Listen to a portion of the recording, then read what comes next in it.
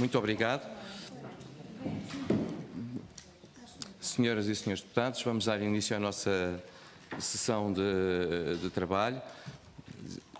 Quero agradecer a presença dos nossos convidados, representantes da Comissão Europeia e do Mecanismo Europeu de Estabilidade. Fiz referência que, em atos oficiais, é prática da Assembleia da República os parlamentares exprimirem-se em português, na nossa língua oficial. E é por isso mesmo que vamos fazer esta reunião em português, havendo a interpretação naturalmente. Uma coisa seria num evento social ou num encontro não tão formal, mas, neste caso, a reunião decorrerá em português. Quero agradecer a presença de todos, explicar de uma forma muito sintética, receberam a nossa documentação, mas explicar o motivo do convite e o modo como vamos proceder ao nosso trabalho. A Comissão de Orçamento e Finanças criou um grupo de trabalho por proposta do Partido Comunista Português, mas que esse requerimento foi aprovado por todos, para analisar a temática das causas e da sustentabilidade da dívida portuguesa e do nível de endividamento público e privado. Fizemos já um conjunto de audições, desde académicos, autores de alguns estudos, ex-ministros das Finanças, e aí estamos agora a ouvir organizações internacionais que acompanham a nossa economia e os nossos níveis de endividamento, para terminarmos com o Governador do Banco de Portugal e com o Ministro das Finanças atual. Depois poderá desenvolver-se um debate em plenário, onde cada grupo parlamentar retirará as suas conclusões. Este grupo de trabalho tem funcionado com uma breve apresentação dos nossos convidados, a quem reitero os agradecimentos pela presença. Estipulamos cerca de 10 minutos, não é rigoroso, mas 10 minutos não são 20, e portanto temos aqui esse valor de referência.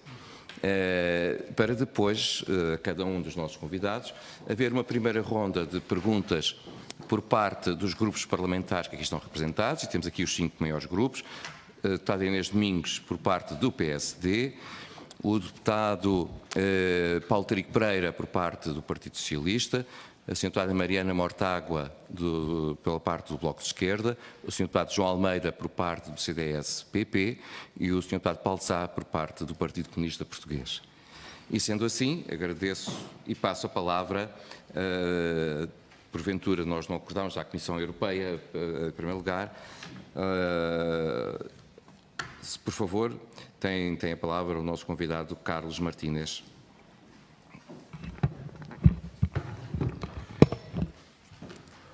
Muito obrigado, Presidente, Coordinador. Boa tarde, honorable members of the Parliament.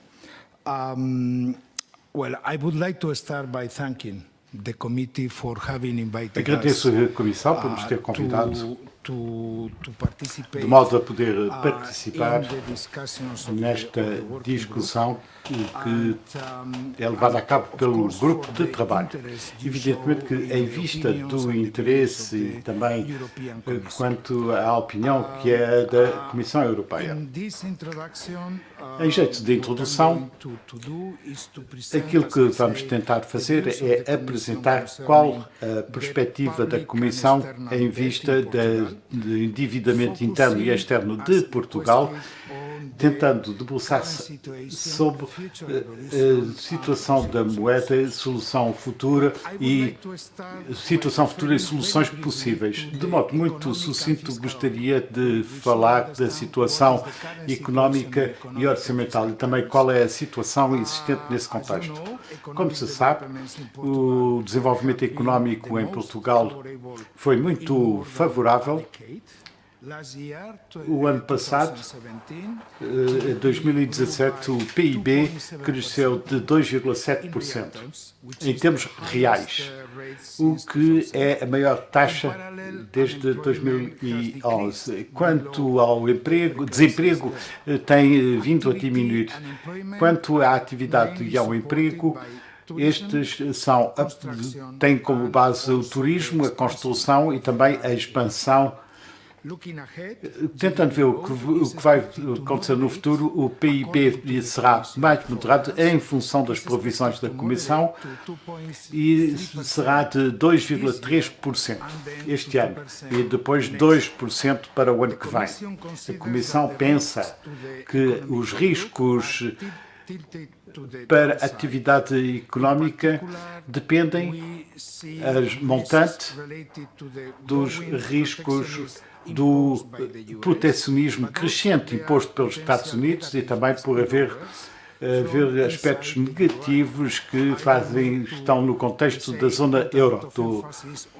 Eu gostaria de lembrar-vos dos mais recentes desenvolvimentos que têm ocorrido nos mercados financeiros e também aquilo que aconteceu na semana passada, o turbilhão da semana passada, que depende também daquilo que acontece em Itália, como em outros países do sul da Europa, incluindo tanto a Espanha como Portugal. E também é verdade que esta semana o processo vai continuar, mas vemos que há um sinal claro que os mercados reagem muito rapidamente e com alguma volatilidade face às incertezas em outras áreas da Eurozona e também no contexto da própria União Europeia. Gostaria igualmente de me referir sucintamente aos riscos domésticos, porque também há riscos domésticos que dependem, antes de mais, da fragilidade que continua a existir no setor financeiro, mas também ligado ao baixo crescimento. Pensando à questão orçamental, gostaria de lembrar que o 3% do PIB em 2017 deveria ser 0,9% do PIB, porque estes 3% incluem o último impacto orçamental da recapitalização dos bancos.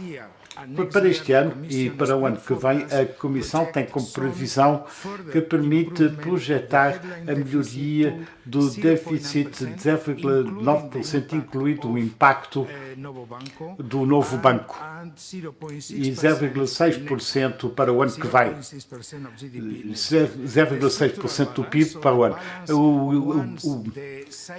A balança que tem a ver com o impacto do ciclo, a balança estrutural é de 1% do PIB, o ano passado foi, e passa 2016 a 0,1% em 2017. Uma parte desta melhoria pode ser explicada pela redução do fardo das taxas de 0,6% no PIB e, portanto, tem isto a ver com a redução das taxas de juros. Visto o déficit nominal abaixo dos 3% do PIB, permite-me dizer que as políticas orçamentais têm que tratar das questões estruturais, das fraquezas estruturais do orçamento. O que quer dizer que o balanço estrutural pode vir a melhorar no futuro. O governo orçamental europeu tem que tratar dos objetivos de meio prazo em vista da estabilidade que é conhecido o MOP.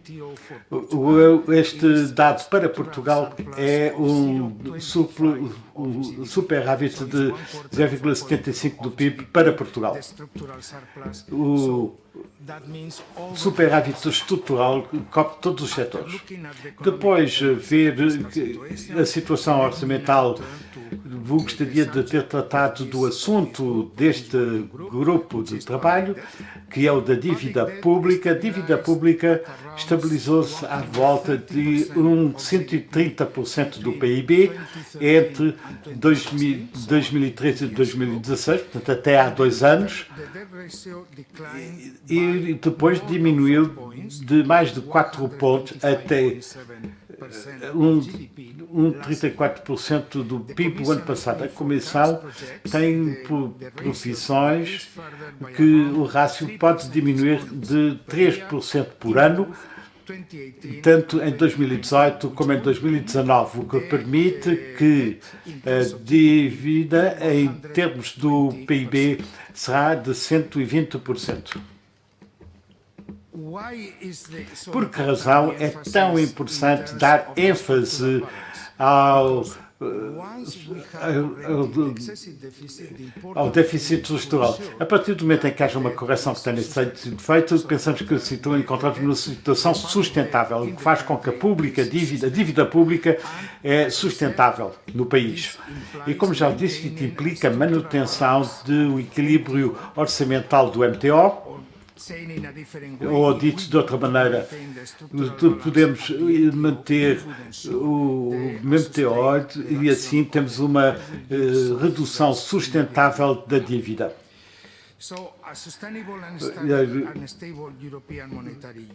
Uma União Monetária Europeia exige que os seus membros, que seja estável, têm que chegar ao mesmo benchmark de uma dívida que não seja mais do que 60% do PIB. E aqui gostaria de terminar esta referência tratando da situação atual da dívida pública, sublinhando o facto que, no interesse do PIB, a dívida pública de Portugal é a terceira depois da Grécia, de 179% do PIB, e da Itália, com 132% do PIB. Esta dívida, este rácio da dívida que pode ser observado atualmente, aparece semelhante ao aquilo que aconteceu no princípio do milénio, o que era de 30% do PIB. Desde o princípio do ano 2000 aumentou esta dívida de cerca de 3% ao ano até 2008, o que chegando a 70% do PIB, o que foi a consequência do déficit excessivo. Como sabe, Portugal esteve em déficit excessivo desde o princípio da primeira década deste milénio. Depois acelerou até 13% por ano, até o período de 2009 a 2012, o que fez com que o déficit chegasse a 126% em 2013. E isto foi consequência de 3 fatores principais. Por um lado, o déficit primário muito elevado. Em segundo lugar, o facto de os pagamentos dos juros aumentarem muito e, ao mesmo tempo, o crescimento não foi suficiente, ou, enfim, não foi bastante baixo. E, finalmente, aquilo que chamamos o ajustamento do stock flow, o facto de uma parte da parceria público-privadas e uma parte das empresas públicas estarem incluídas nas contas do Governo Central. Como se sabe, este arrastou um custo, a taxa de juros que se paga em função dessa situação, o que é no caso de Portugal, projeta-se a 3,5% do PIB para este ano, o que é bastante acima, quase o dobro o facto da taxa para a média da zona euro, que é 1,6% do PIB. E, malgrado disto tudo, temos que sublinhar claramente que o facto da taxa de juros diminui depois de se ter estabilizado a cerca de 5% do PIB entre 2013 e 2015. Hoje em dia, o facto da PES em Portugal tem vindo a declinar praticamente desde o princípio dos anos 90. Uma das questões que se encontra no centro do trabalho deste grupo de trabalho é quão sustentável é o alto nível da dívida. Penso que é esta a questão principal. E aqui gostaria de vos apresentar uma mensagem de conclusão.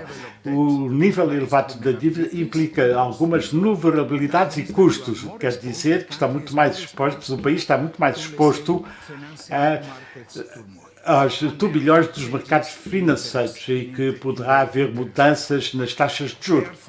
Assim, isto quer dizer que a redução torna-se uma prioridade, ou deveria tornar-se uma prioridade em termos da política orçamental em Portugal. Mas, por outro lado, também é importante dizer que Portugal pode conseguir uma redução deste tipo se o governo e o país aplicarem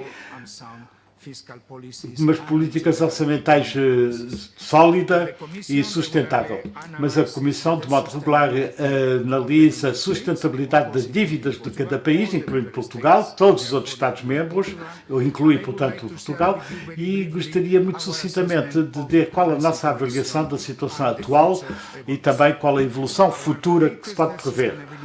Quanto à análise da sustentabilidade, esta baseia-se na previsão da Comissão que foi tornada pública na primeira semana de maio e, quanto à sustentabilidade, aquilo que se pode pensar é que a política orçamental não pode mudar em relação à política orçamental na situação da previsão. Assim, aquilo que pensamos que a dívida do governo pode diminuir de 1,2% em média para os próximos 10 anos, isto é, até 2028.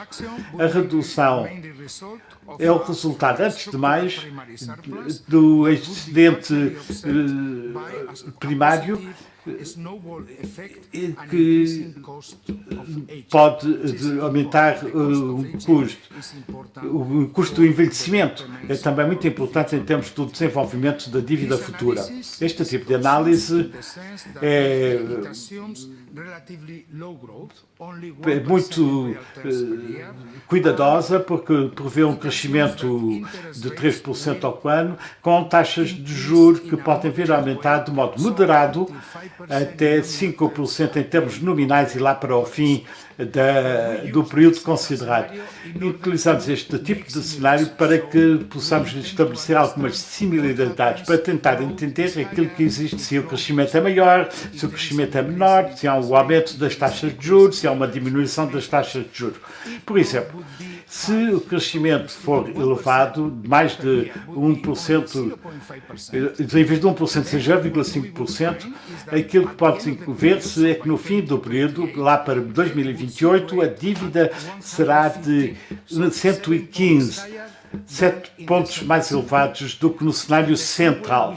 Do mesmo modo, podemos simular aquilo que pode vir a acontecer se as taxas de juros são 1% mais elevadas. E aquilo que se pode então ver é que a dívida aparece a 113, mais 5 pontos mais elevado do que no cenário central. Mas também temos a possibilidade de fazer uma simulação inversa e pensar aquilo que pode vir a acontecer se o crescimento duplica, em vez de 1%, seja de 2%. Ou aquilo que pode vir a acontecer se a taxa de juros aumenta de 1%, em vez de aumentar 1%, diminui de 1%. E assim, aquilo que se pode ver é que, por exemplo, se há uma combinação de crescimento elevado e taxas de juros baixas, isto seria de 90% em 2028, o que quer dizer que a dívida seria 10 pontos mais baixos do PIB, mais baixo do que no cenário central. Para poder resumir, aquilo que eu posso dizer é que o crescimento e as taxas de juros são elementos particularmente importantes para este tipo de análise. E assim é importante que se possa aumentar o crescimento potencial, porque é o crescimento a longo prazo, e também é importante que se possa criar um ambiente de estabilidade orçamental para que as taxas de juros sejam estáveis e tão baixos quanto possível. Evidentemente que na base deste cenário aquilo que se pode fazer é simular as consequências das políticas orçamentais. Por exemplo, o que acontece se as condições atuais da estabilidade possam ser perfeitamente observadas. Se o país se encontra na situação da MTO, um excedente estrutural de 0,75% para os próximos 10 anos. E aquilo que então se pode ver é que a dívida em relação ao PIB seria de 92% do PIB em 2028, o que quer dizer que seria mais do que 16% mais abaixo do que no cenário central. Outro cenário que procuramos simular é o do programa de estabilidade nessa mesma qualidade. Como sabem, o Governo, em abril, apresentou um programa de estabilidade em que o Governo propõe, a médio prazo, uma política orçamental. E simulamos aquilo que pode ver se este programa de estabilidade é totalmente aplicado. E totalmente aplicado, portanto, se este for totalmente aplicado, este programa de estabilidade em 2028 seria de 83%, o que quer dizer que é 25% pontos abaixo daqueles que aparecem no cenário central. Evidentemente que no programa de estabilidade há diferentes condições em relação ao crescimento. Mas são estas as implicações. Tenho a possibilidade de concluir aqui dizendo que, em resumo, a análise da sustentabilidade mostra que, tendo como base o cenário, o rácio dívida-PIB pode diminuir substancialmente, mas pode continuar a nível elevado. E, portanto, temos aqui questões ligadas à macroeconomia. Portanto, há várias simulações em que ligam entre si o crescimento e as taxas de juros. E assim podemos concluir uma redução da trajetória da dívida pode conseguir por manter o equilíbrio das finanças públicas. Assim, o desenvolvimento depende muito claramente do crescimento económico a médio e longo prazo. Dito de outra maneira, e gostaria de terminar aqui, é necessário que se continue a aplicar as reformas estruturais para poder aumentar o crescimento potencial. Muito obrigado. O intérprete lamenta, mas não tinha o documento à sua frente e, portanto, poderá ter havido alguns erros em termos dos números indicados. O Sr. Machas Suzek. I don't know if I pronounce well. Thank you.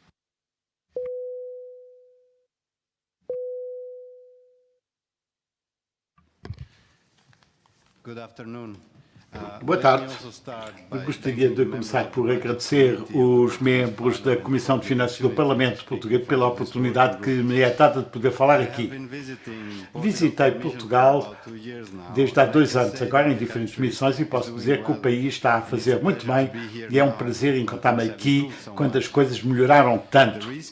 O risco da dívida soberana portuguesa é muito baixa, vista os mercados financeiros, e isto comparando com a crise, malgrado alguns turbilhões. Eu gostaria de dizer qual, do meu ponto de vista, que levou a esta melhoria do ambiente e também aquilo que pensamos que poderia vir a acontecer no futuro. A partir do mecanismo de resolução de crise e na qualidade de instituição que está presente nos mercados financeiros e também no interesse dos cidadãos portugueses, aquilo que vemos é que Portugal é um caso de êxito em termos do programa das instituições que representam. Este tipo de consolidação e as reformas estruturais que foram aplicadas durante a duração do programa podem dar bons resultados. A economia cresce bem, com o PIB que de 2,7% em 2017, o que é acima da média da Euro até 2000. O emprego cresce também, de 9% em 2017, bastante abaixo dos 16,5% que foi observado em 2013. E vemos que esta tendência continua também em 2018. O crescimento dinâmico recente é uma combinação da expansão do consumo interno e também do investimento, o que acompanha aquilo que temos de outros países onde for aplicado o programa, como a Irlanda e a Espanha. O setor banqueiro de Portugal tem um peso na dívida pública, mas os bancos são mais resilientes e, pelo vista da privatização e das reestruturações efetuadas, a média do capital é suficiente e é o maior proveito do setor em 2017. enquanto que aquilo que acontece em termos da dívida não recuperada tem vindo a diminuir. Tento ver qual é que acontece ao futuro. Vemos que há o resultado económico pouco favorável para os anos que vêm e que poderá aumentar ao seu possibilidade potencial. Gostaríamos que penso que pode acompanhar o ciclo da União e pensamos que poderá haver uma normalização das taxas de juros que faz com que seja necessário continuar a reformas para reforçar tanto o crescimento como o emprego em Portugal, tal como recomendado pelo Conselho Europeu. Os países, as recomendações específicas para os países cobrem diferentes setores. Temos a sustentabilidade do crescimento, que permite limitar as despesas governamentais, acompanhando o ajustamento estrutural exigido. Em segundo lugar, aplicando as reformas do mercado de trabalho, promovendo o meio ambiente que possa levar a possibilidade de melhorar o nível de educação da população e continuar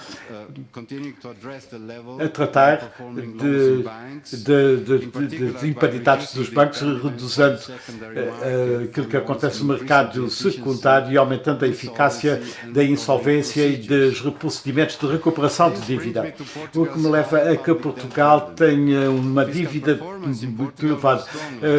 O desempenho orçamental foi muito elevado, a dívida do governo diminui em 2018, passa a 125,7 de 2017. Malgrado o impacto temporário devido à recapitalização dos bancos, em 2017 o déficit é de 0,9% do PIB, muito abaixo do 1,4% que foi indicado pelo governo anteriormente. O crescimento económico forte, também com o controle das despesas e o domínio das taxas de juros, permitiram melhorar o resultado orçamental. Claro que a recuperação feita pelo governo criou algum espaço para que haja aumento dos rendimentos. Portugal deve utilizar este ambiente benigno para poder continuar os seus esforços que permitem reduzir o nível da dívida, o que reduz os financiamentos e também o fardo para as gerações futuras, o que é muito importante para as perspectivas. De acordo com o sistema de aviso precoce que foi utilizado a favor dos nossos Estados-membros que devem repagar os seus empréstimos, vemos que não há qualquer preocupação por enquanto, mas vemos que um ambiente de baixo crescimento económico e taxas de juros elevadas fazem com que a redução da dívida seja um grande desafio, o que faz com que a instituição exigem aos países que se preparem para o futuro e que tenham uma política orçamental prudente, acompanhando os requisitos do quadro europeu orçamental. Tentando saber o que se passa, pensamos que poderá haver melhorias em termos orçamentais, a redução da dívida soberana. A gestão de atividade, as atividades de gestão da dívida pública permite diminuir a distribuição da maturidade da dívida soberana, o que permite haver alguns ganhos, que permite também repagar o que permite levar algumas poupanças e dá um bom estudo de caso para poder gerir a dívida pública em boas alturas para mitigar os riscos financeiros que possam acontecer no futuro. Os investidores e outros viram o que está a acontecer, veem o que está a acontecer. Em 2016, as agências de rating melhoraram a avaliação das obrigações portuguesas, que têm um bom desempenho forte comparado com outras situações na Europa. O mecanismo de estabilidade financeira, nos seus programas, analisa os custos de financiamento que permitam melhorar a situação orçamental e também o financiamento feito por esta instituição também ajudou a melhorar a situação, incluindo aqui Portugal. Os empréstimos feitos têm taxas de juros muito mais baixas do que aquelas que poderiam ser aplicadas pelo mercado. Estas taxas de juros abaixo de 2% permitiram que haja poupanças orçamentais importantes, melhorar o acesso ao mercado e uma maior sustentabilidade. O orçamento do Estado, 0,7% do PIB este ano, para 2014 a 2017, e isto é uma contribuição solidária pelos parceiros do Euro-área. Pessoas que não veem sempre. O crescimento de Portugal permite o financiamento a médio prazo, que continua a ser gerível, também devido às condições de repagamento oferecidas. Gostaria de resumir os pontos mais importantes da minha apresentação agora. Para começar, Portugal, o crescimento económico de Portugal é relativamente elevado, comparando com aquilo que acontece na zona euro. E isto deve-se à consolidação orçamental e às reformas estruturais. O programa deu bons resultados e ajudou a poder melhorar o seu perfil de maturidade. O crescimento do PIB chegará a um potencial razoável. A dívida soberana de Portugal e as imparidades continuam a ser muito elevadas. Como acontece com outros países, Portugal deve utilizar o ambiente económico benigno para poder passar a reformas e criar situações de proteção orçamental. Muito obrigado. Muito obrigado. Vamos iniciar. Cada grupo parlamentar tem, nesta primeira ronda, 5 minutos e depois os nossos convidados responderão em conjunto ao global das perguntas. Pelo PSD, a Sra. Deputada Inês Domingos.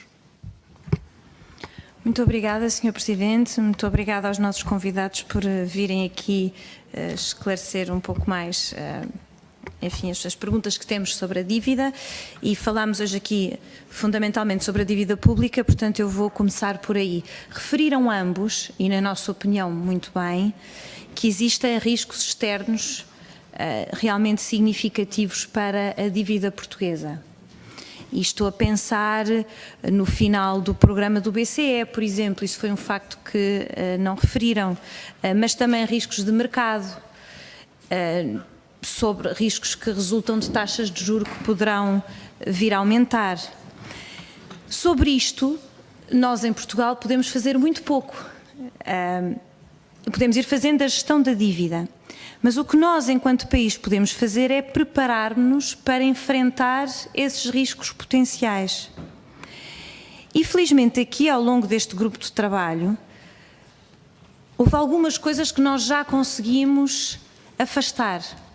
Uma delas foi uma conversa que existiu, enfim, de uma forma mais ou menos transparente sobre uma eventual reestruturação da dívida. Essa conversa, felizmente, aqui neste grupo de trabalho acabou. E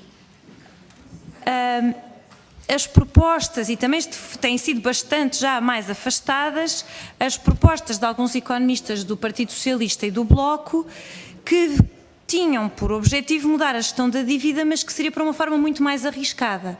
Parece-nos a nós, PSD, muito imprudente mudar a estratégia de gestão da dívida para uma estratégia, enfim, mais arriscada do que aquela que está neste momento a funcionar com o IGCP. O que nos preocupa então é como é que nós podemos fortalecer a situação do país para evitar que estes riscos nos façam regressar a uma situação muito mais complicada nos mercados. E aqui eu gostava de pegar em dois elementos. Em primeiro lugar, e não falámos muito sobre isto, mas a Comissão Europeia refere que em 2018 e 2019 existe um desvio significativo sobre a trajetória do déficit. Eu gostava que pudesse explicar porque é que consideram que existe esse risco significativo. O que para nós isto quer dizer é que, à luz dos critérios da Comissão Europeia, a consolidação orçamental não tem a qualidade que seria desejável para fazer uma consolidação sustentada da dívida pública.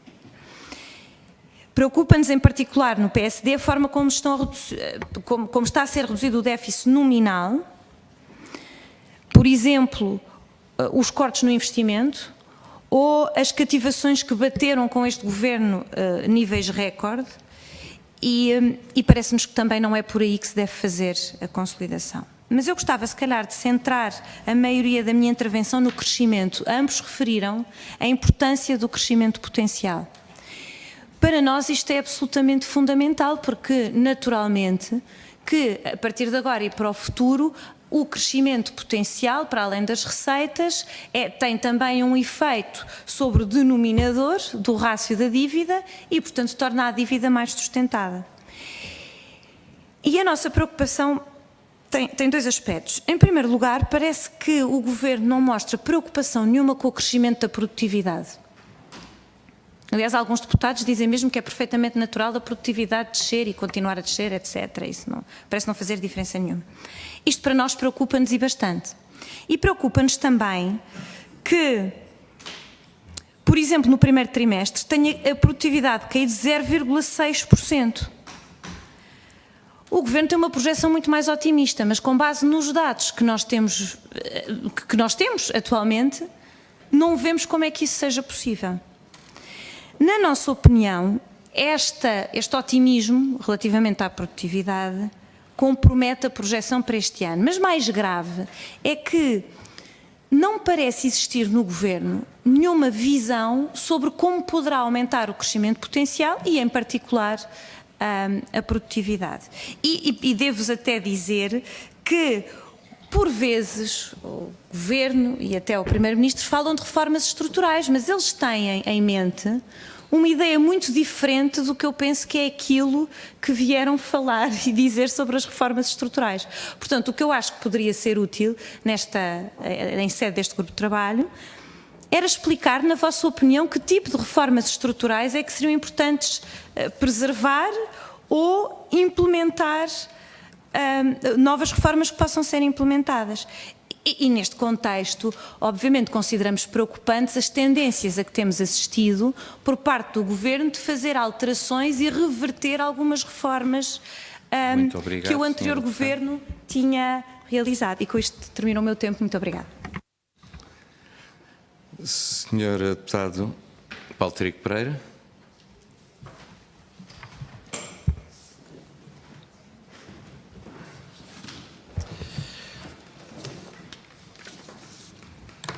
Muito obrigado. Queria saudar o Dr. Carlos Martins Monguei, o Dr. Matias Suchek e a comitiva da Comissão Europeia e do Mecanismo Europeu de Estabilidade. E vou tentar ser sistemático para que as coisas sejam claras e que as respostas também possam ser claras. O Partido Socialista sempre defendeu que existem deficiências na arquitetura da União Económica e Monetária, da zona euro. E a prova disso é o que se passou na última semana, ou seja, uma situação de crise ou de instabilidade política na Itália faz subir os juros das obrigações italianas e por arrasto a portuguesa e a espanhola, quando os fundamentos dessas economias e os fundamentos das finanças públicas destes países, e agora falamos de Portugal, estão muito mais sólidos do que estavam há anos atrás. Ou seja, nós percebemos, não é novidade, que os mercados reagem por contágio e enquanto a arquitetura da União Económica e Monetária for a que é, isto vai acontecer.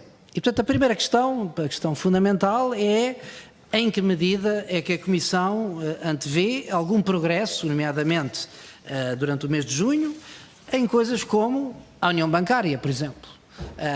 Se nós tivermos uma crise daqui a 2, 3 anos, os países vulneráveis, e é óbvio que Portugal é um país vulnerável, estamos, como foi lembrado, e nós sabemos bem, é o terceiro país com maior rácio da dívida da União, os países vulneráveis sofrem este efeito de contágio, mesmo que estejam a fazer um processo, como nós estamos a fazer, de consolidação orçamental, de redução do desemprego, de redução da dívida pública. E, portanto, o primeiro conjunto de questões, essa Comissão Europeia começa a olhar, ou não, de uma forma diferente para a questão das finanças públicas e da sustentabilidade. E quando eu digo olhar de uma forma diferente, é passarmos de um paradigma que era nós não temos orçamento europeu e como não temos orçamento europeu e como não temos mecanismos de estabilização para absorver choques assimétricos no seio da União, vamos descentralizar a política orçamental. Vamos ter aqui umas regras para que cada país faça basicamente a mesma coisa e vamos delegar nos Estados-membros a política orçamental. Centralizamos a política monetária, descentralizamos a política orçamental. Portanto, há várias propostas sobre a mesa. Os Safe Asset Bonds, já se falou nos Eurobonds, já se falou nos Safe Asset Bonds. Não tenho tempo para falar, eu se calhar vou passar em inglês para falar muito mais rápido. Vou passar a falar em inglês. I'll turn to English because I have to be quicker. So, there are several proposals on the table to address at the level of the European Commission and the Union problems which are problemas que têm um caráter sistémico, que não são endémicos por país, mas são sistémicos. Segundo ponto, tem a ver com os objetivos a médio prazo. Estes são de 0,25% e tem regras que não aparecem no Tratado de Maastricht, não no Tratado aparecem no Vademécum. E aparece neste Vademécum que aplica alguns critérios e diz, bom, os países de alto endividamento têm que ter objetivos a médio prazo. A minha questão e parece-me que 2018 leva a uma revisão de 3 em 3 anos e que leva a uma política orçamental que tem um caráter contrativo, mais contrativo do que aquilo que é desejável para Portugal.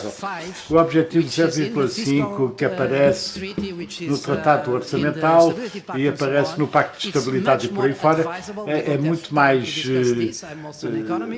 amigável. Não podemos discutir isto noutro fórum. É mais desejável. Tenho um livro que posso dar no fim, que apresenta todas as simulações, de vez de que uma política orçamental mais expansiva, 0,5 é muito mais beneficiária para Portugal. Aqui gostaria de ouvir falar desta regra e de saber se tem alguma ideia, se os objetivos a médio prazo são mantidos ou não. Em termos da simulação, e talvez seja a última coisa que posso dizer, em termos da simulação, a simulação da Comissão não satisfazem muito. A simulação, o ajustamento mostra que no período de 10 anos haverá uma diminuição de 1,2% em média. E também disse que nos próximos 2 anos pode diminuir de 3%. Não tenho a simulação partindo das mesmas bases, porque se considera que um crescimento de 1% é considerado, que é muito conservador, e também considera a taxa de juros a longo prazo de 5%, num período lá para o fim. Pois muito bem, gostaria de ver, porque isto também tem implicações nos mercados. A vossa simulação não são uma coisa exógena, que não tem qualquer impacto. E também continua a haver uma agência que não nos colocou no nível de investimento, e parece-me que o cenário mais aconselhável não é este. Como economista, como grupo de economistas, gostaríamos que houvesse um cenário. Tenho que terminar, Sr. Deputado. Sra. Deputada Mariana Mortágua, por favor. Muito obrigada, Sr. Presidente. Eu fiz parte da comissão que acompanhou as reuniões com a delegação da Troika durante os anos terríveis de 2012, 2013 e 2014, e aquilo que mais me faz confusão é ter uma delegação da Comissão Europeia e do Mecanismo Europeu de Estabilidade incapaz de fazer qualquer meia-culpa pelos resultados desastrosos das políticas que foram impostas a vários países durante a crise financeira e durante o período que seguiu à crise financeira. E apesar de o consenso relativamente ao desastre das políticas de austeridade se ter alargado muito desde então, também na academia, também um consenso político, também um consenso mediático. Só das instituições europeias e no FMI é que essa alteração e essa análise crítica daquilo que se passou parece não ter chegado. E nós olhamos hoje para o resultado dessas políticas e vemos que não resolveram o problema do endividamento. Falaram aqui do efeito snowball sobre a dívida, quando a taxa nominal de juro é superior à taxa nominal de crescimento económico, mas nunca são capazes de admitir que a taxa nominal de crescimento económico estava um desastre, porque as políticas de austeridade deitaram qualquer hipótese do país crescer ao lixo e causaram anos de recessão que aumentaram o efeito snowball, que aumentou a dívida. E, portanto, as políticas de austeridade impostas pela Comissão Europeia não só não resolveram os problemas do endividamento, como pioraram. E hoje são responsáveis por parte do nosso endividamento. Falam sobre desemprego, emprego, desigualdades, sem nunca admitir os resultados desastrosos das políticas de austeridade no desemprego de longo prazo. É que para um técnico da Comissão Europeia é uma questão de números. Para quem vive em Portugal, são milhares de pessoas que não voltam ao mercado de trabalho e para quem a situação de pobreza é uma certeza, porque, entretanto, também houve cortes nos apoios sociais, no subsídio de desemprego, em qualquer apoio que pudesse existir à reinserção destas pessoas no mercado de trabalho. Falam em condições de crescimento económico e em PIB potencial, sem nunca admitir que não há nada que danifique tanto o PIB potencial como a imigração. E querem saber os números de imigração causados pelas políticas de austeridade impostas pela Comissão Europeia? Uma vaga de imigração superior àquela que existiu durante a guerra colonial e aos piores anos do fascismo em Portugal. Qual é o impacto disto no PIB potencial? Qual é o impacto da imigração das pessoas mais qualificadas no PIB potencial do país? Qual é o impacto de ter níveis de formação bruta de capital fixo abaixo da depreciação de capital e, portanto, destruição líquida de capital durante os anos da recessão e da austeridade? Como é que isto impacta o PIB potencial do país e as hipóteses de crescimento futuro? A Comissão Europeia diz zero. Zero, nem um mecanismo de estabilidade, zero sobre a análise deste processo.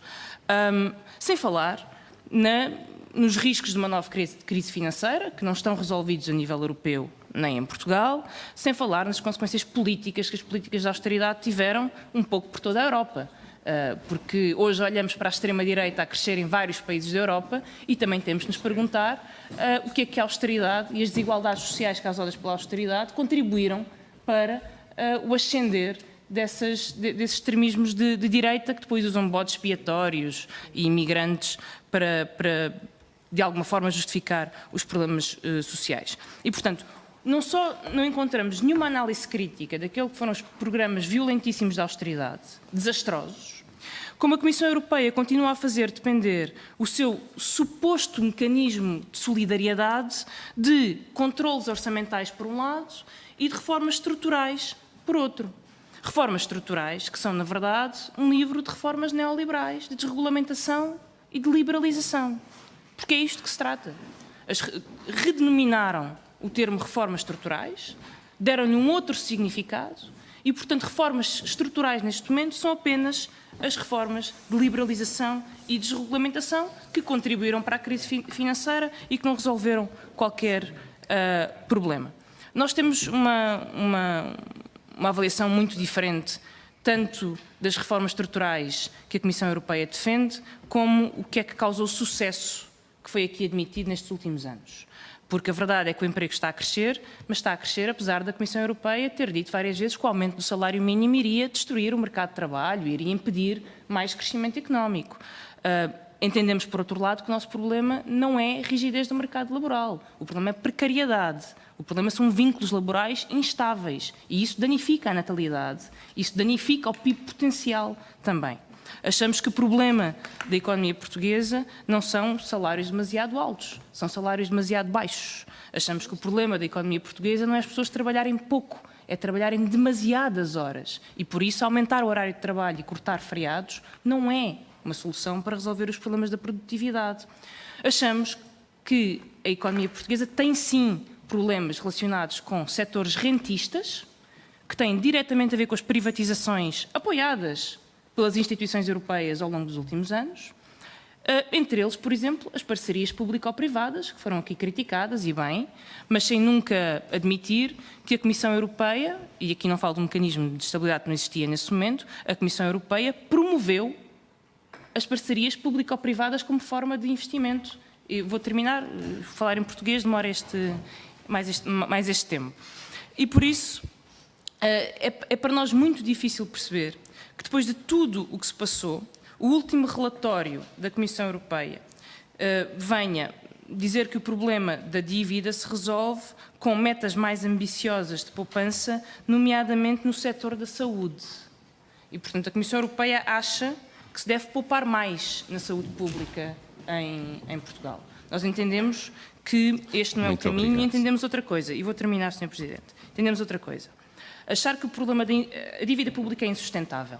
Achar que o problema da dívida pública se resolve achando que os mercados vão ser estáveis nos próximos 20 anos é incompreensível. Porque se há coisa que nós podemos prever é uma crise financeira. E achar que qualquer país mantém superávites primários crescentes ao longo de 20 anos é não só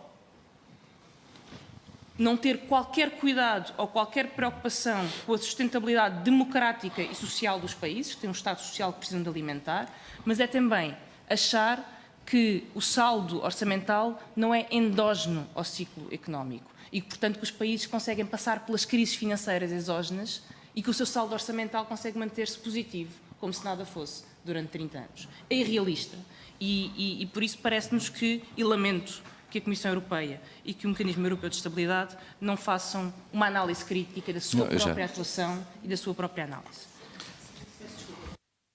Não, será deduzido na segunda ronda. Sr. Deputado João Almeida, do CDS-PP, por favor. Muito obrigado, Sr. Presidente. Quero, em nome do Grupo Parlamentar do CDS-PP, cumprimentar os senhores representantes da Comissão Europeia e do Mecanismo Europeu de Estabilidade e dizer que as intervenções que fizeram tiveram muito a ver com uma parte de discussão que nós entendemos que não é mais útil, sinceramente, numa reunião como esta, que tem a ver com as opções discricionárias do Governo de Portugal. Essas nós temos imensas divergências com aquilo que é feito pelo Governo neste momento. Temos também uma análise crítica daquilo que, quando estivemos no Governo no passado, fizemos, mas, com todo o respeito, esse debate é um debate para ser feito em termos nacionais. E já bastam algumas das imposições que são feitas através das instituições europeias para ainda estarmos a fazer essa discussão. Neste contexto, nós sabemos muito bem quais são as opiniões das instituições europeias sobre o caminho de Portugal. Até posso dizer, como já viram, há opiniões ideológicas muito diferentes sobre esses caminhos do ponto de vista teórico. As maiores divergências nem serão do meu partido em relação à análise teórica, mas são muito grandes em relação àquilo que é a prioridade de uma coisa em relação à outra, e a prioridade é certamente a discussão nacional e não este tipo de discussão. Nesta discussão nós esperávamos outra coisa que infelizmente saiu completamente frustrada, que era saber da parte da Comissão Europeia e do Mecanismo Europeu de Estabilidade o que é que, do ponto de vista europeu, estas instituições, com o papel relevante que têm, aprenderam com o tempo que esteve para trás, reformas que fizeram e caminhos que apontam no futuro. Porque aquilo que nós vemos é que tudo o que aconteceu ao nível da arquitetura europeia foi no limite, e quando países como Portugal já estavam no final de um caminho que, por mérito seu e dos seus povos, tinham ultrapassado. E, portanto, obviamente que foi importante, numa determinada fase, beneficiar de algumas alterações que foram feitas, mas constatamos duas coisas. Isso só aconteceu no final do caminho. No final de terem sido impostas algumas opções que, do nosso ponto de vista, atrasaram o processo de recuperação. Por exemplo, ao nível fiscal, com a imposição de aumentos de impostos numa altura em que a recuperação económica poderia ter acontecido mais cedo se esses aumentos de impostos não fossem, de facto, forçados naquilo que foram as sucessivas revisões de um memorando que foi mal desenhado desde o início, e nós criticámos-lo desde o início, não é pelo facto de termos participado num governo que conseguiu levar Portugal a sair daquela situação que vamos dizer que tudo o que aconteceu foi bom, porque não foi.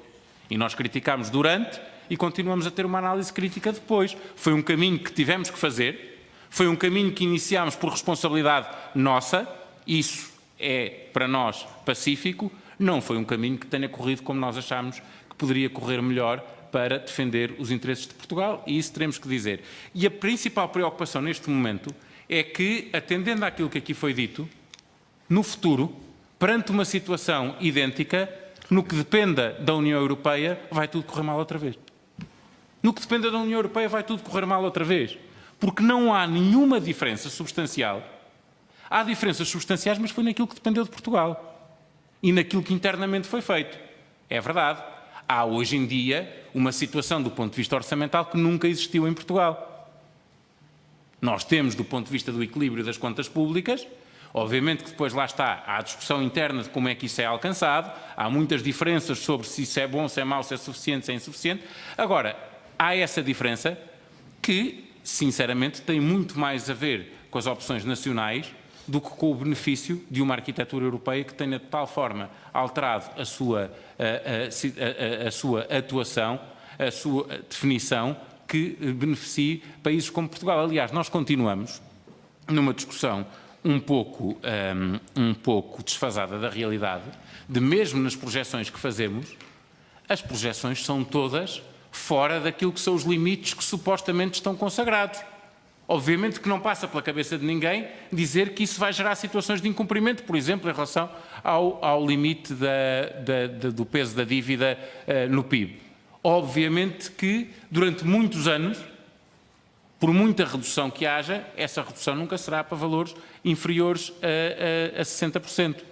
E o que nos preocupa nesta realidade, tal como foi dito aqui, com o que aconteceu em Itália esta semana, é que se faltava uma prova, e se calhar até esta semana faltava uma prova, de que poucas diferenças haverá no futuro para um país que inverteu internamente a sua situação, que conseguiu efetivamente objetivos ao nível do déficit, ao nível do desemprego, ao nível do crescimento económico, e concordarão que é bastante frustrante, ao fim disso tudo e de um esforço muito significativo que um país e o seu povo fazem, perceber que, se acontecer por algum fator externo uma situação parecida com o que já aconteceu no passado, ainda que não tenha a ver com fatores internos, e como eu já disse, nós achamos que no passado teve também a ver com fatores internos, mas que aconteça um fator externo significativo, todo esse trabalho pode ir por água abaixo.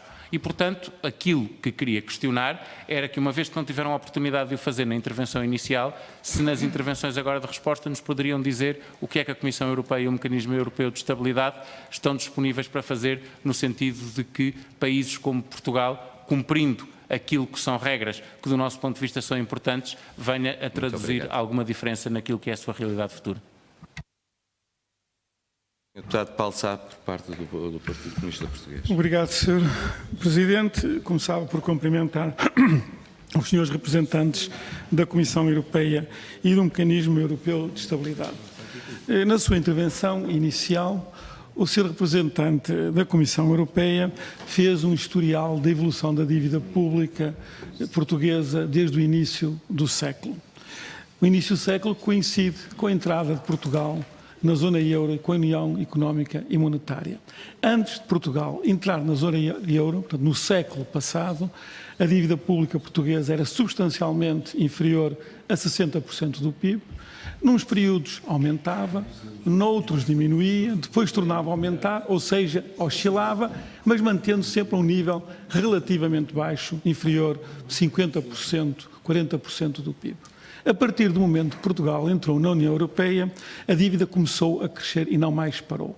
Poderá dizer que a crise financeira internacional teve um impacto em 2008, 2009 e nos anos seguintes. Mas mesmo antes dessa crise, até 2007, 2008, a dívida portuguesa já vinha a crescer constantemente, todos os anos, ultrapassando os 60% previstos no Pacto de Estabilidade e Crescimento, e a crise internacional apenas acelerou esse processo, mas o processo estava lançado. A partir do momento que Portugal entrou na zona euro, a dívida começou a aumentar. Não referiram nas vossas intervenções iniciais esta correlação entre a entrada de Portugal na zona euro, entre a permanência de Portugal na zona euro e a evolução da dívida? Poderão considerar que é uma mera coincidência o facto da dívida ter começado a subir para patamares que antes nunca teve após a adesão à zona euro. Mas eu não acredito nessa coincidência e gostaria que pudessem dizer alguma coisa sobre essa matéria, porque parece-nos que a pertença à zona euro, a submissão às regras da zona euro, privam Portugal dos instrumentos necessários para resolver os seus problemas estruturais e, em particular, os problemas relacionados com a dívida pública. A segunda questão que lhes queria colocar tem a ver também com uma questão que abordaram nas intervenções da sustentabilidade, eu diria insustentabilidade da dívida.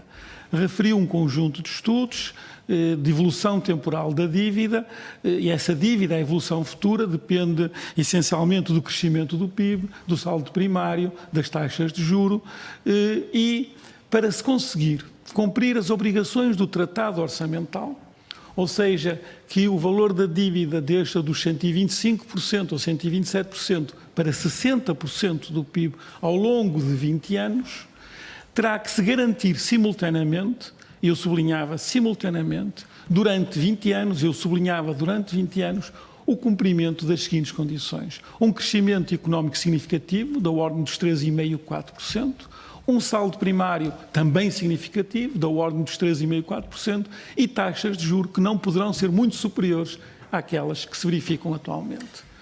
Ora, nós não conhecemos nenhum país do mundo que tenha conseguido cumprir durante 20 anos consecutivos estas condições. Muito menos na União Europeia, muito menos ainda na zona euro. Já foi referido aqui que haverá uma crise no sistema, não sabemos é quando, mas ela é inevitável, mais tarde ou mais cedo ela surgirá. Essa crise não tem impacto nos cálculos que apresentaram? Não haverá choques externos, alterações da política externa que possam influenciar? E a pergunta que eu lhes coloco é se acreditam mesmo que é possível cumprir o Tratado Orçamental e as regras aí impostas relativamente à dívida. Já tivemos muitas pessoas neste grupo de trabalho a dizer que não acreditam que se possa cumprir esses objetivos do Tratado Orçamental. É a missão impossível. E amarrar Portugal ao Tratado Orçamental é amarrar Portugal a objetivos impossíveis de cumprir e que terão custos sociais elevadíssimos nos próximos anos, caso se prossiga esse objetivo de cumprir as metas do Tratado Orçamental no que diz respeito à dívida pública. Custos sociais que os senhores não falaram, porque há problemas concretos das pessoas de carne e osso, problemas na área da saúde, da educação, na segurança social, na cultura, na habitação, nos transportes, na justiça. Problemas que o país precisa de responder, precisa de encontrar respostas para esses problemas. E isso é incompatível com a exigência da União Europeia e das instituições da União Europeia da manutenção de um saldo primário elevadíssimo durante 20 anos consecutivos.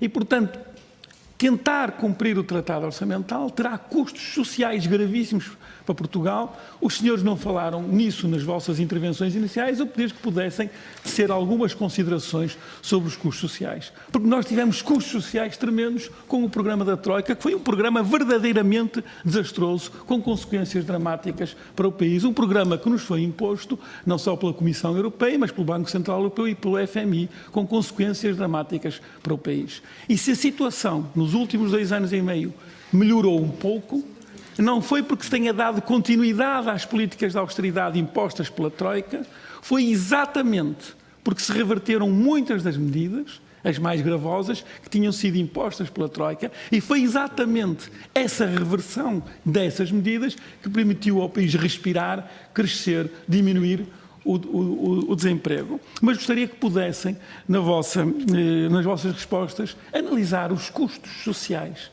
para o país e resultantes de uma tentativa de cumprir um tratado orçamental que não pode ser cumprido. E ficava por aqui, Sr. Presidente. Se for necessário, colocarei outras questões na segunda ronda. Muito obrigado. Muito obrigado, Sr. Deputado.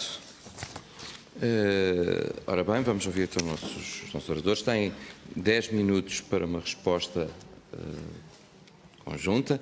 O poder de síntese tem que existir entre todos nós e, portanto, eu passo a primeira palavra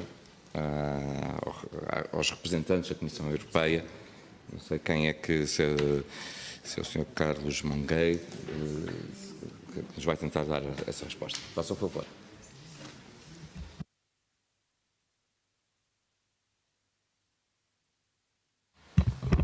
I mean, the kind of questions o that tipo de have been asked perguntas here and all the que foram comments feitas are aqui general enough. tem um caráter suficientemente geral e são muito vastas e não permitem que se chegue a muitos. Em 10 minutos vamos tentar, mas talvez mais tarde teremos a possibilidade de aprofundar algumas dimensões. Começando pela pergunta feita pela senhora Domingos, evidentemente, aparece claro que todos os países pelo mundo fora estão submetidos a choques externos e não têm responsabilidade quanto a isso. É a razão pela qual se chamam choques externos. A melhor coisa que se pode fazer para poder tratar destes choques externos, e nós, como portugueses, como espanhóis, como franceses, não podemos chegar à Itália e dizer façam isto ou façam aquilo. Estes choques, pois bem, estamos expostos a estes choques como estamos expostos a choques de nível mundial que têm a ver com políticas orçamentais dos Estados Unidos, enfim, qualquer outro tipo de choque. Não podemos evitar estes choques, não podemos lutar contra os choques. Aquilo que se pode fazer, em contrapartida, é lutar contra as implicações, com as consequências destes choques e tentar ter uma economia resiliente, que tenha a capacidade de absorver os choques. E para isto somos responsáveis. Não somos responsáveis pelos choques externos, mas somos responsáveis para que se possa criar economias que tenham a capacidade de reagir aos choques. Economias onde os mercados funcionam bem, economias onde a administração pública funciona de modo adequado, economias onde haja possibilidade de tirar proveito das condições económicas mundiais, economias onde o setor financeiro faz o trabalho que deve ser feito, e que o setor financeiro seja limpo e tenha a capacidade de financiar a economia, e isto é aquilo que se pode fazer. E uma das coisas que também se pode fazer, e isto foi combatido em várias ocasiões, é de melhorar o crescimento potencial. Quanto maior for o crescimento, maior será a capacidade de reagir aos choques e melhor será a capacidade de tornar mais suaves estes choques. É a razão pela qual a Comissão, e esta é a razão pela qual a Comissão recomenda aquilo que recomenda, para que se possa tornar o crescimento potencial melhor. O crescimento a longo prazo depende do emprego, do capital, da produtividade, que possa tudo existir. E isto depende também da capacidade dos mercados reagir rapidamente aos choques, até que ponto a administração pode trabalhar de modo eficaz, até que ponto temos um setor público e finanças públicas que estão abertas ao crescimento, e isto é aquilo que recomenda a Comissão. Justamente este pacote que permite fazer com que as finanças públicas assegurem que a despesa pública seja bem utilizada. Aquilo que nós dizemos é que é necessário melhorar a eficácia, custo-eficácia e a eficiência dos diferentes fontes de despesa. Evidentemente que é necessário que haja empresas públicas que sejam sólidas, que tenham saúde, saudáveis, que não representem um fardo excessivo. Não podemos esquecer que no caso de Portugal, 20% da dívida pública total é de empresas públicas. E não nos podemos esquecer disto. Estamos a falar da melhoria do crescimento potencial e assim é necessário que haja o capital humano. Temos que acumular capital humano e é aquilo que recomenda a Comissão. Quando a Comissão diz que é necessário melhorar as capacidades e conteúdos da força de trabalho, é justamente para reduzir e para dar a possibilidade às pessoas de ganhar melhores salários. É a razão pela qual a Comissão se refere à eficiência do setor público para eliminar os desequilíbrios e para melhorar o setor financeiro, para ter a certeza também que as pequenas e médias empresas tenham acesso ao financiamento, para ter a certeza que não se regule profissões que tenham um peso em termos do desenvolvimento de um país, e ter a certeza que a administração pública inclua o mundo judiciário, dê o apoio a todo e qualquer tipo de ações que permitem melhorar os salários. E é a razão pela qual a Comissão recomenda que se avance para que se possa melhorar o potencial de crescimento público e melhorar também a produtividade. Até que ponto a Comissão espera que possa haver avanços em termos do trabalho a fazer pelo Conselho Europeu? Aquilo que posso dizer é aquilo que a Comissão propõe. Em dezembro do ano passado, a Comissão propôs um pacote alargado para poder aprofundar a União Económica e Monetária.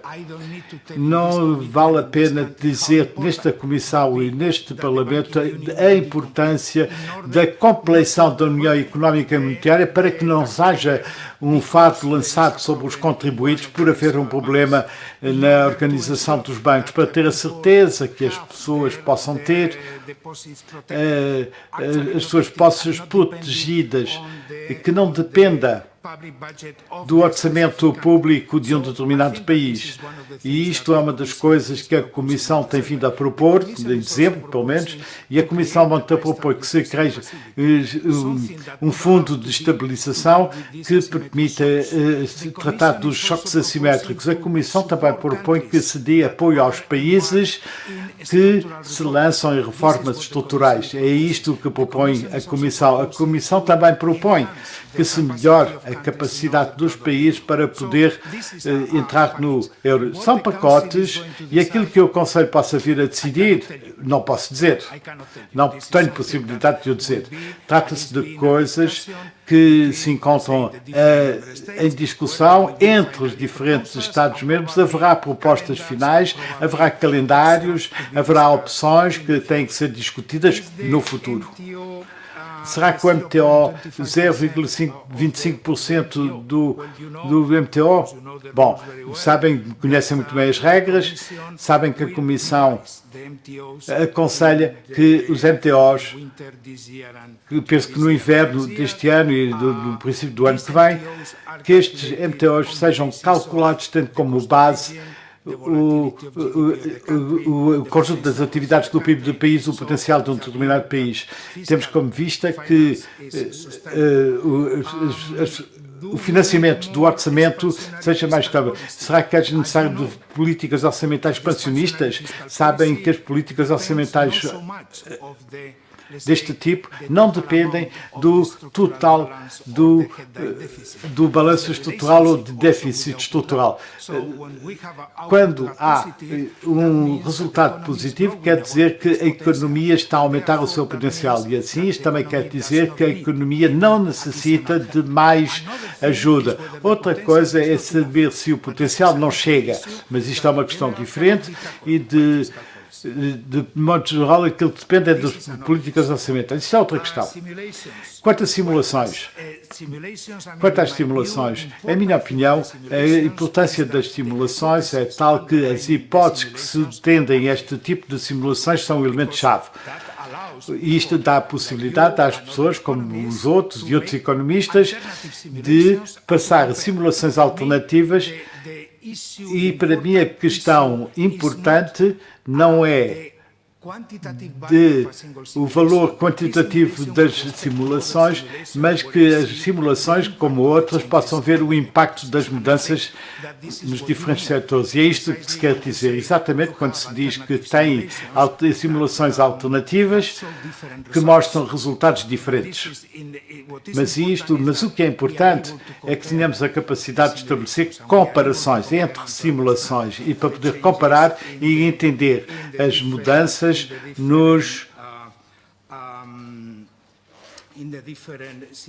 nas diferentes simulações, a mudança das hipóteses e suas consequências. Aquilo que me parece que, quanto à frustração que é de um país na situação atual, quanto à exposição aos choques externos, aquilo que me parece que uma das coisas que não podemos esquecer é que, lá para o fim do dia, estejamos em situação de partilha de uma moeda única, o que quer dizer que haverá uma política monetária e que é necessário que haja uma colaboração estreita em termos das políticas económicas. É isto que é necessário. E a mesma coisa que se pode fazer, e isto é aquilo que a Comissão está a tentar fazer com o semestre europeu, em que tentamos lançar um diálogo entre a Comissão e os Estados-membros, não só numa base bilateral, mas também no quadro do Conselho, onde todos os Estados-membros têm a possibilidade de discutir e exprimir as suas opiniões quanto às suas próprias políticas e também quanto às políticas dos outros. Porque o que é decisivo é que, vista a estreita ligação, e não vale a pena falar da importância destas ligações numa economia pequena e aberta como é a de Portugal, temos estas ligações muito importantes em termos de comércio, em termos do setor financeiro, e aquilo que de fazer aquilo que acontece em termos inovadores no país é que os outros saibam. Aquilo que se pode fazer a nível da União Europeia é justamente de tentar assegurar a coordenação das nossas políticas e tentar, claro está, e tal como propõe a Comissão, de ter instituições que permitem levar a esta coordenação das políticas orçamentais. E, finalmente, tenho algumas questões muito importantes. Posso responder muito rapidamente a duas perguntas. Uma que tem a ver o papel da dívida. Será que as regras são aplicadas que permitem reduzir 1,20 cada ano entre o nível atual da dívida e os 60%? Parece-me que foi esta a pergunta que foi feita. E aquilo que posso dizer é que é necessário considerar que, evidentemente, há a possibilidade de reduzir a dívida enquanto houver esta regra. Portugal, depois de 2020, depende disto tudo muito do nível que se conseguir em 2020, mas estas regras, coisa importante, são feitas numa base estrutural. O que quer dizer que estas regras tomam em consideração o impacto destes choques, tomam em consideração o impacto dos ciclos, portanto não tem caráter mecânico. Cada ano é 3%, ou 2%, ou 2,5%. O modo pelo qual se aplicam estas regras são, por um lado, considerar a média dos 3 anos.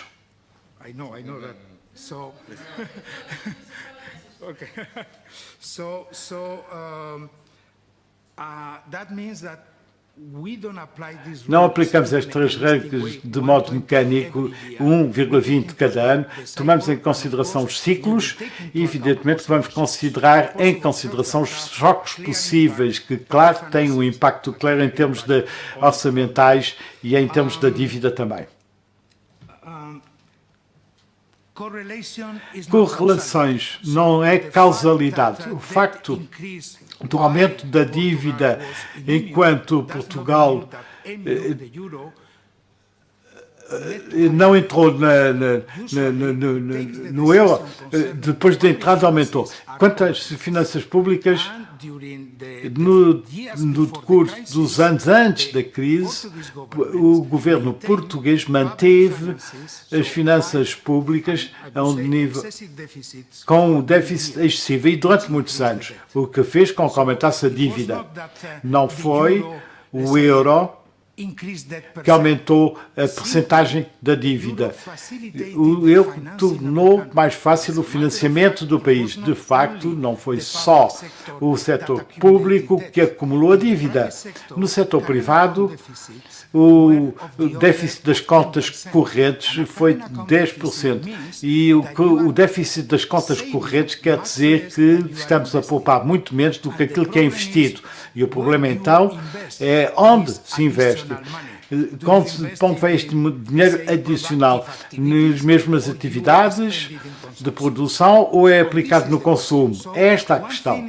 Uma coisa é que o euro e a adoção do euro tornaram mais fácil o canal de fluxos financeiros a partir do centro para a periferia ou para outros países. E outra coisa é que fôssemos levados a déficits mais elevados. E não parece que fosse este o caso.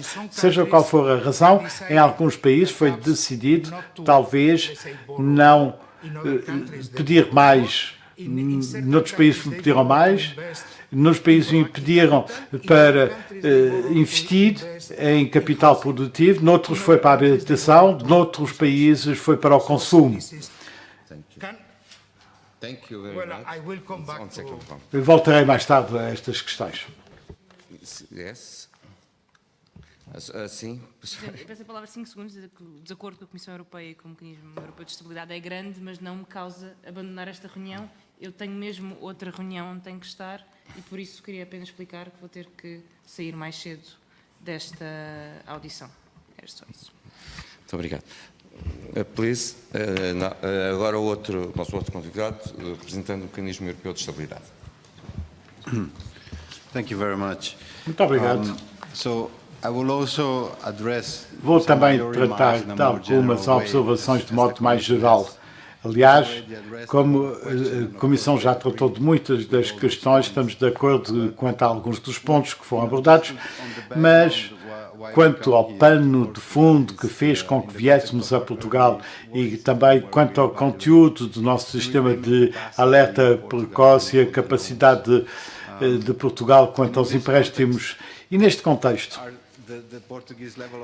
o nível português da dívida é uma preocupação comum e assim é importante, na minha perspectiva e também no sistema de alerta precoce, que não haja preocupações imediatas. Mas aquilo que aparece claro é que o fardo é bastante elevado. A sua redução pode ser um desafio e principalmente se o crescimento for fraco e as taxas de juros aumentam. E uma maneira de nos proteger para este tipo de cenário é de seguir uma política orçamental prudente durante um período alongado de tempo e, além do mais, o crescimento a longo prazo faz com que Portugal tenha que aplicar as medidas recomendadas pelo Conselho Europeu, que poderá gerir mais receitas para o governo e tornar possível reduzir o rácio dívida-PIB. Os mercados financeiros são outras das preocupações quanto ao nível português dos últimos anos, o que aparece evidente no aumento do risco, do prémio de risco. E em termos do bom desempenho orçamental, e para resumir este ponto, isto é um desafio para Portugal, mas há várias maneiras de tratar destes desafios e Portugal deve agir o bom clima atual como sendo a oportunidade que lhe é dada de reduzir a dívida. Também vão algumas perguntas que olham mais para trás e que se referem ao programa e à avaliação deste programa, mas isto tem a ver. E aquilo que eu posso indicar é que a avaliação que foi feita por um avaliador independente dos programas do ano passado, foi feito no ano passado, aquilo que posso dizer é que esta avaliação não se debruçou sobre Portugal, mas sobre algumas conclusões de caráter geral e olhando para a frente, como tratar dos futuros programas. E nesta perspectiva, estas recomendações têm um caráter geral e não específico. Primeiramente, quanto aos programas futuros e quanto ao planeamento orçamental tem que cobrir vários períodos. E segundo alguns países, incluindo Portugal, sabemos da importância de tampões que permitam o acesso ao mercado. Em segundo lugar, também é importante de tratar das reformas e que têm um caráter realista quanto aos objetivos do programa a aplicar.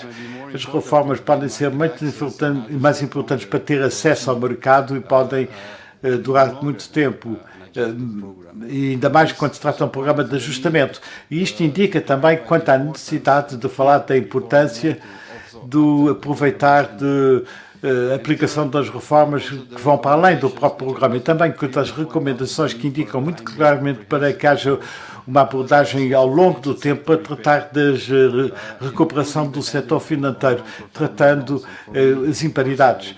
E, a título pessoal, parece-me que é uma das lições mais importantes, principalmente quando vemos aquilo que aconteceu nos países, da sua experiência. E ficaria por aqui, visto que muitos dos pontos já foram tratados. Vamos iniciar a segunda ronda. Os senhores deputados têm 3 minutos, ao qual descontarei o que utilizaram em excesso da primeira. Neste caso, a senhora deputada Inês Domingos, se pretender utilizar a palavra, tem 2 minutos e 40 segundos. Muito obrigada, Sr. Presidente. Vai demorar muito menos do que isto. Em primeiro lugar, para dizer que, enfim, não é aqui bem o palco para fazer esta questão, mas como alguns dos meus colegas referiram a questão de olhar para o que aconteceu no passado e como poderia a resposta europeia ter sido diferente, eu acho que devo aqui fazer enfim, sinalizar que o PSD tem desde há muito tempo uma proposta para a reforma da União Económica e Monetária e, portanto, nós o que esperamos que efetivamente a próxima reunião do Conselho seja possível alcançar um consenso nessa área que nos parece fundamental, nomeadamente no que diz respeito a uma função de estabilização que efetivamente parece importante existir. E agora, uma outra pergunta muito rápida, que era a seguinte: falaram brevemente da questão dos non-performing loans, agora aqui a palavra em português não me está a ocorrer, e a realidade é que isso é uma situação que nos preocupa. O que nós temos visto na Itália é que efetivamente a relação entre a banca e a dívida pública realmente não foi travada.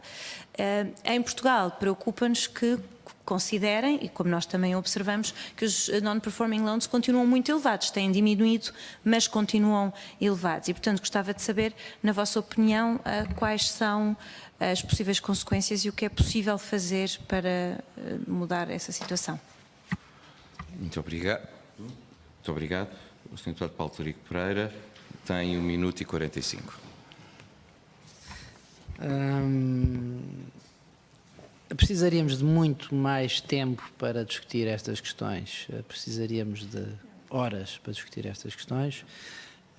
Eu estarei à disposição, vou dar o meu livro aqui ao representante da Comissão, pelos vistos percebe português e, portanto, espero que não leve a mal o representante do European Stability Mechanism. Está escrito em português. Estou basicamente de acordo com o que disse em relação às simulações. Estive a ver aqui, e portanto, no fundo, deixava uma questão. Estive a ver aqui os empréstimos do European Stability Mechanism a Portugal e aqueles que foram estendidos às maturidades. A questão única que eu deixo é saber se numa situação adversa dos mercados, em termos do vosso financiamento, quer dizer, isto pode ter alguma repercussão ou não. Portanto, isto foi tudo mandado um pouco mais para a frente. 10 anos, 15 anos, a maturidade média penso que está nos 20 anos, que impacto é que isso poderia ter e como é que perspectivam, isto seria para os dois, a questão do fim do programa de compra de ativos do Banco Central Europeu. Muito obrigado. Good question.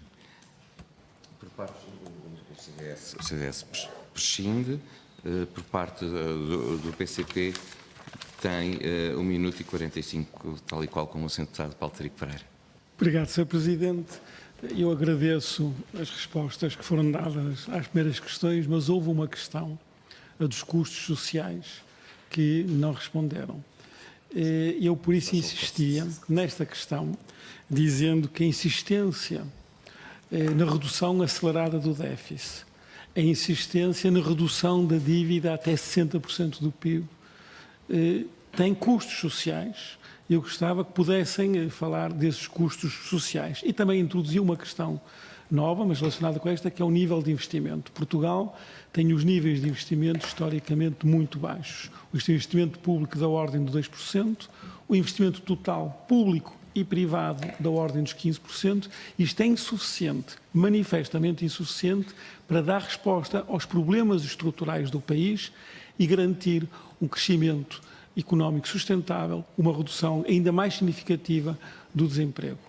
E o baixo nível de investimento é uma consequência direta de uma opção pela redução acelerada do déficit e pela redução acelerada da dívida pública.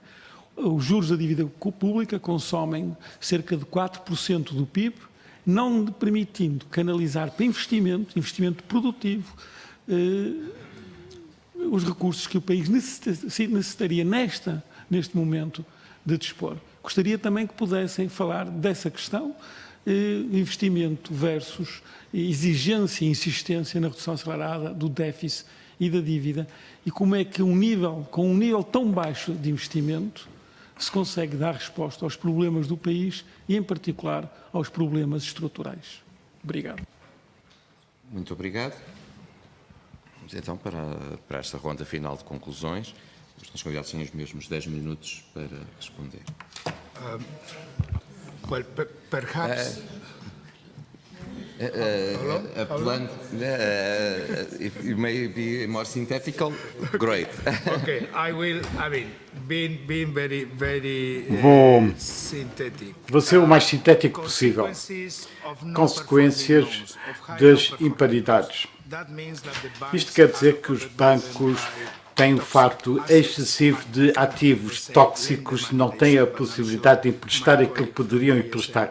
Mas tenho a certeza que o meu colega do MES poderá dizer, mas aquilo que consideramos é que a estratégia que é aplicada neste país é uma estratégia que pode levar a menos ou uma redução das imparidades. Mas, de qualquer maneira, parece claro que a absorção das imparidades implica a necessidade de haver mais capital. Quanto às maturidades, aquilo que me parece é que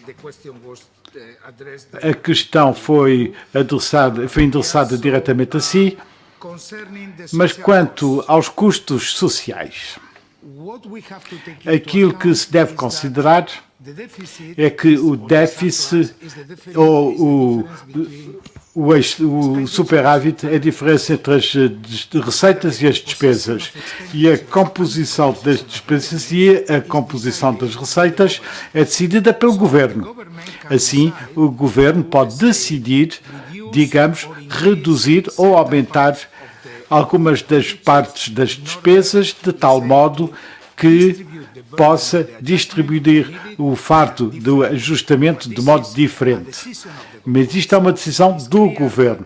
Assim, é claro que se pode ver na história recente de Portugal, do ano passado e deste ano, que é possível levar a cabo, enfim, melhorar o ajustamento orçamental, reduzindo a dívida, sem penalizar qualquer grupo social. Pode investir-se mais em educação, pode investir mais na proteção social. Não vejo, mais uma vez, que haja causalidade, em princípio, da redução da dívida e os custos sociais.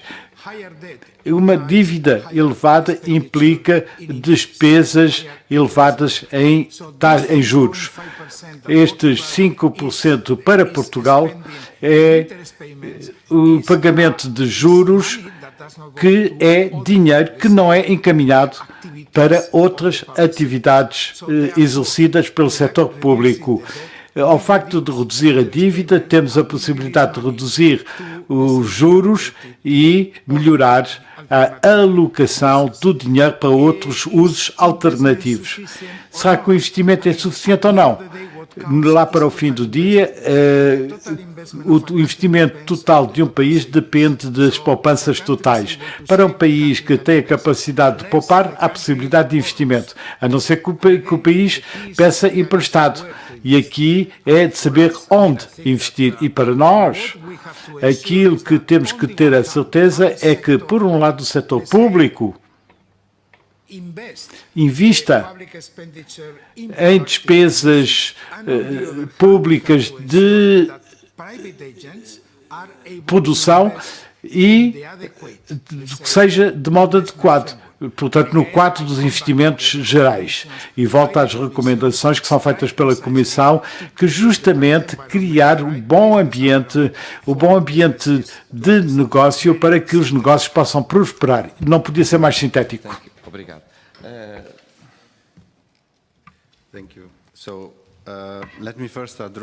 Gostaria, para começar, de tratar da questão das imparidades, que já foi tratada.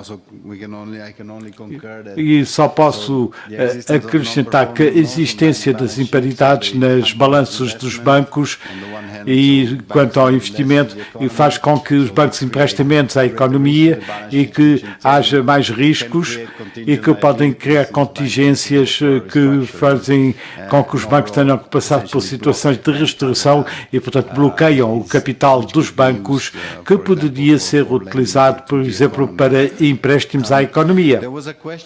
Houve uma pergunta que foi feita e lamento não ter entendido bem. Talvez possa repetir a pergunta que já foi feita. Well, I can't speak English, to make it quicker. Vou falar em inglês. No princípio, o MS permite financiamento por intermédio de obrigações que foram lançadas no mercado. E Portugal foi reflexo dessa situação. Não é já o caso. Aquilo que acontece agora é que há um pool de fundos e a minha pergunta é de tentar saber se há consequências adversas em termos do mercado. Podem imaginar que os empréstimos possam ter um impacto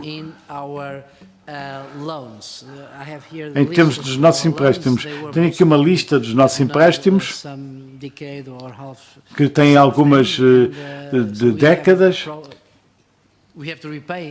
Temos que reembolsá-los no futuro. Muito obrigado pelo esclarecimento. Parece claro agora. Falou, no princípio, do financiamento banco a banco, com as mesmas maturidades com os empréstimos que são feitos, por exemplo, a Portugal. Isto foi no princípio, para os primeiros desembolsos. E depois passamos ao financiamento por pool. A diferença essencial é que aproveitamos as ocasiões do mercado e para poder assegurar aos nossos beneficiários o custo menor do financiamento e poder otimizar a estratégia de financiamento. Foi um grande êxito. Entretanto, posso dizer que uma dessas obrigações que foram emitidas e chegaram à maturidade do ano passado, e só há uma obrigação que continua no mercado, e o facto de haver estas maturações fez com que o custo que é passado a Portugal por parte do MS é mais baixo, o que faz com que a taxa que é paga por Portugal ao mês é inferior a 2%, como já o disse, e neste sentido o mecanismo continua a ser o mesmo e é consequência do tipo de financiamento em pool que fazemos no mercado. Aquilo que se pode prever, e como já foi dito aliás, é que o meio das taxas de juros que podemos encontrar no mercado e que permite o custo do financiamento faz com que o custo seja passado aos países. E o preço dos empréstimos do OMS refletem o preço do mercado.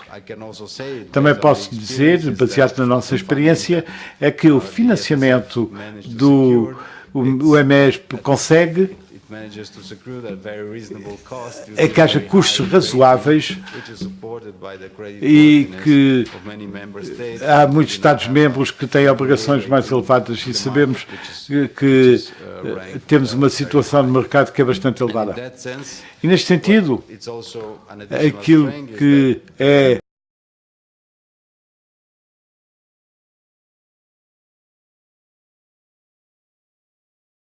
prestar com maturidades da dívida com taxas de juros baixas que correspondem ao meio em que estamos hoje em dia. O custo de financiamento do MS pode refletir assim o financiamento que conseguimos obter no mercado. E como já o disse nas minhas outras intervenções, é que este custo do financiamento do MES é bastante baixo e, essencialmente, cria benefícios para os nossos beneficiários. Muito obrigado. Senhoras e senhores deputados, está a chegar ao fim a nossa sessão de trabalho desta tarde. Agradecer a vossa presença e as perguntas colocadas e um agradecimento muito especial quer aos nossos convidados, representantes da Comissão Europeia e do Sistema Europeu de Estabilidade, pela disponibilidade, por terem aceito o convite e pelos contributos que aqui deixaram. Presenciaram que esta é uma matéria que não é consensual no Parlamento português, mas isso é o normal. Nós estamos no Parlamento com diferentes pontos de vista sobre uma mesma realidade. Agradeço a vossa colaboração e de certo que ela vai enriquecer aquilo que serão as conclusões que os senhores deputados irão retirar. Muito obrigado.